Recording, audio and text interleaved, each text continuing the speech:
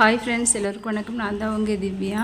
இது என்னென்னு பார்த்தீங்கன்னா, எங்கள் ஏரியாவில் இருக்க பெருமாள் கோவில். இந்த கோவில் வந்து கும்பாபிஷேகம் பண்ணுறாங்க. ஸோ அதுக்காக தான் இதெல்லாம் வந்து ரெடி பண்ணியிருக்காங்க. இங்கே நிறைய கலசம் தாம்பூலம்லாம் வச்சுருந்தாங்க. இது எல்லாமே நான் கும்பாபிஷேகம் பார்த்துருக்கேன். நான் முழுசாக பார்த்ததில்ல, கொஞ்சம் பாதியில் நம்ம பட்டு பார்த்துருக்கிறதுக்கு முன்னாடி கூட. ஸோ அதனால் இங்கே இருக்கிற பொருளோட பேர்லாம் எனக்கு சொல்ல தெரியல. கலசம் வச்சுருக்காங்க அந்த பக்கம், இந்த பக்கம் கொஞ்சம் தாம்பூலங்கள்லாம் வச்சுருக்காங்க. அவ்வளோதான் எனக்கு சொல்ல தெரியுது. உங்களுக்கு யாராவது தெரிஞ்சால் கமெண்டில் சொல்லுங்கள். இது வந்து நாளைக்கு தான் வந்து கும்பாபிஷேகம்.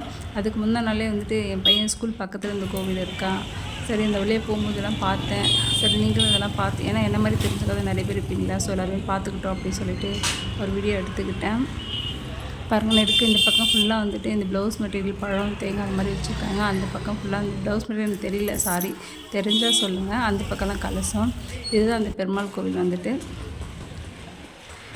ஃபுல்லாக நிறைய அர்ச்சகர்லாம் இருக்காங்க. ஸோ அதெல்லாம் கிளியராக எடுக்க முடியல என்னால்.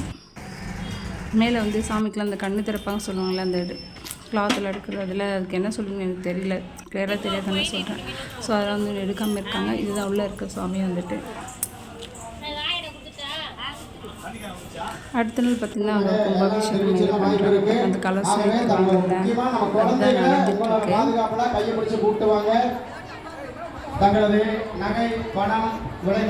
நிறைய பேர் வந்து பெருமாளை தரிசனம் பண்ணணும் அப்படின்னு சொல்லிட்டு இந்த வீடியோ பண்ணுங்க அப்படின்னு நினச்சேன். கூட்ட நெரிசல் அதிகமாக இருக்கிறதால்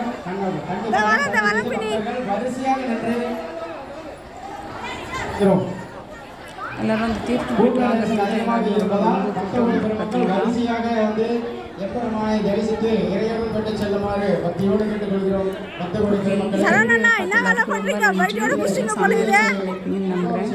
நாளைக்கு